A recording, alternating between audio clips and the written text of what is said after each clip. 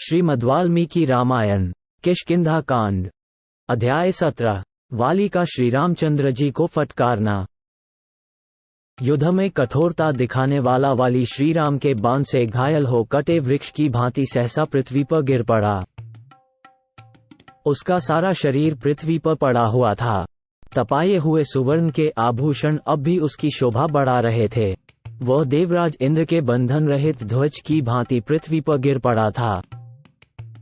वानरों और भालुओं के युद्धपति वाली के धराशायी हो जाने पर यह पृथ्वी चंद्र रहित आकाश की भांति शोभाहीन हो गई। पृथ्वी पर पड़े होने पर भी महामना वाली के शरीर को शोभा, प्राण, तेज और पराक्रम नहीं छोड़ सके थे। इंद्र की दी हुई रत्नजटित श्रेष्ठ सुवर्णमाला उस वानर राजा के प्राण, तेज और शोभा को धारण किए हुए थी। उस सुवर्णमाला से विभूषित हुआ वानर युद्धपति वीर वाली संध्या की लाली से रंगे हुए प्रांत भागवाले मेघखंड के समान शोभा पा रहा था। पृथ्वी पर गिरे होने पर भी वाली की वह सुवर्णमाला, उसका शरीर तथा मर्मस्थल को विदीर्ण करने वाला वह बाण, ये तीनों पृथक पृथक 3 भागों में विभक्त की हुई अंगलक्ष्मी के समान शोभा पा रहे थे।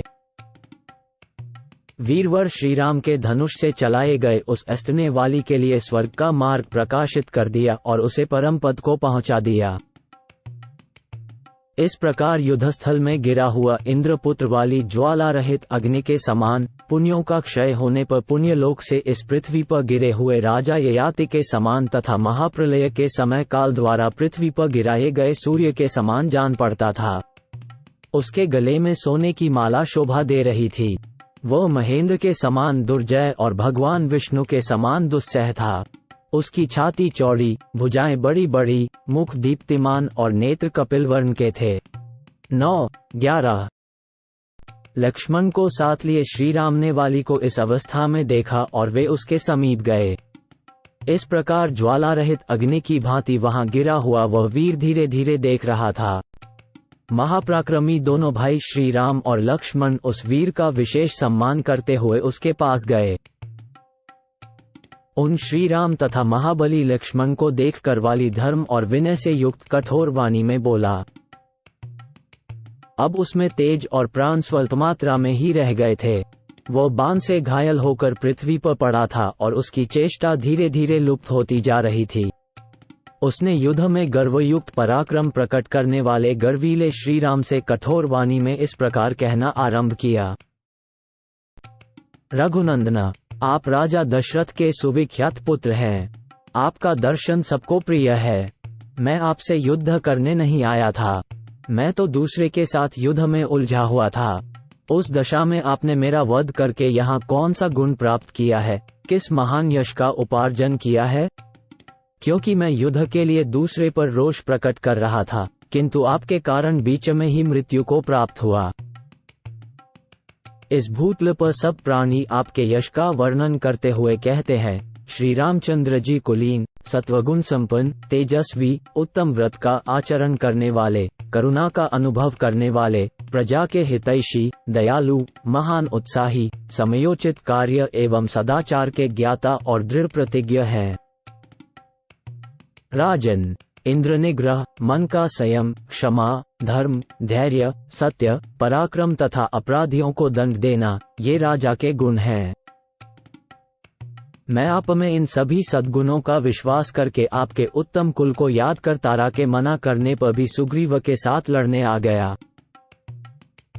जब तक मैंने आपको नहीं देखा था, तब तक मेरे मन में यही विचार उठता था कि दूसरे के साथ रोषपूर्वक जूझते हुए मुझको आप असावधान अवस्था में अपने बाण से बेधना उचित नहीं समझेंगे। परंतु आज मुझे मालूम हुआ कि आपकी बुद्धि मारी गई है। आप धर्मध्वजी हैं, दिखावे के लिए धर्म का चोला पहने हुए हैं, वास्तव में अधर्मी हैं। आपका आचार व्यवहार पापपूर्ण है। आप घास फूस से ढके हुए कूप के समान धोखा देने वाले हैं। आपने साधु पुरुषों का सा वेश धारण कर रखा है, परंतु हैं पापी। राख से ढकी हुई आग के समान आपका असली रूप साधु वेश में छिप गया है। मैं नहीं जानता था कि आपने लोगों को छलने के लिए ही धर्म की आड़ ली है। जब मैं आपके राज्य या नगर में कोई उपद्रव नहीं कर रहा था तथा आपका भी तिरस्कार नहीं करता था, तब आपने मुझ निरपराध को क्यों मारा? मैं सदा फल मूल का भोजन करने वाला और वन में ही विचरने वाला वानर हूँ। मैं यहाँ आपसे युद्ध नहीं करता था, दूसरे के साथ मेरी लड़ाई हो रही थी। फिर बिना अपराध के आपने मुझे क्यों मारा? राजन, आप एक सम्माननीय नरेश के पुत्र हैं, विश्वास के योग्य हैं और देखने में भी प्रिय हैं। आप में धर्म का साधनभूत चिन्ह, जटा, वल्कल धारण आदि भी प्रत्यक्ष दिखाई देता है। क्षत्रिय कुल में उत्पन्न शास्त्र का ज्ञाता, संशय रहित तथा धार्मिक वेशभूषा से आच्छन्न होकर भी कौन मनुष्य ऐसा क्रूरतापूर्ण कर्म कर सकता है? महाराज, रघु के कुल में आपका प्रादुर्भाव हुआ है। आप धर्मात्मा के रूप में प्रसिद्ध हैं तो भी इतने अभव्य, क्रूर निकले। यदि यही आपका असली रूप है तो फिर किस लिए ऊपर से भव्य, विनीत एवं दयालु साधु पुरुष का स्वरूप धारण करके चारों ओर दौड़ते फिरते हैं? राजन, साम, दान, क्षमा, धर्म, सत्य, धृति, पराक्रम और अपराधियों को दंड देना, ये भूपालों के गुण हैं। नरेश्वर राम, हम फल मूल खाने वाले वनचारी मृग हैं। यही हमारी प्रकृति है, किंतु आप तो पुरुष, मनुष्य हैं, अतः हमारे और आप में वैर का कोई कारण नहीं है। पृथ्वी, सोना और चांदी, इन्हीं वस्तुओं के लिए राजाओं में परस्पर युद्ध होते हैं। यही तीन कलह के मूल कारण हैं, परंतु यहाँ वे भी नहीं हैं। इस दिशा में, इस वन में या हमारे फलों में आपका क्या लोभ हो सकता है? नीति और विनय, दंड और अनुग्रह, ये राजधर्म है, किंतु इनके उपयोग के भिन्न भिन्न अवसर हैं। इनका अविवेक पूर्वक उपयोग करना उचित नहीं है। राजाओं को स्वेच्छाचारी नहीं होना चाहिए, परंतु आप तो काम के गुलाम, क्रोधी और मर्यादा में स्थित न रहने वाले चंचल हैं। नए विनय आदि जो राजाओं के धर्म हैं, उनके अवसर का विचार किए बिना ही किसी का कहीं भी प्रयोग कर देते हैं, जहां कहीं भी बाण चलाते फिरते हैं। आपका धर्म के विषय में आदर नहीं है और न अर्थ साधन में ही आपकी बुद्धि स्थिर है। नरेश्वर, आप स्वेच्छाचारी हैं, इसलिए आपकी इंद्रियां आपको कहीं भी खींच ले जाती हैं। काकुत्स्थ, मैं सर्वथा निरपराध था तो भी यहाँ मुझे बाण से मारने का घृणित कर्म करके सत्पुरुषों के बीच में आप क्या कहेंगे?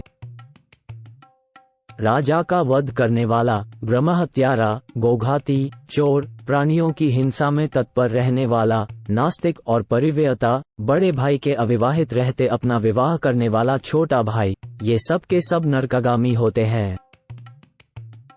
चुगली खाने वाला, लोभी, मित्र हत्यारा तथा गुरुपत्नीगामी, ये पापात्माओं के लोक में जाते हैं, इसमें संशय नहीं है। हम वानरों का चमड़ा भी तो सत्पुरुषों के धारण करने योग्य नहीं होता।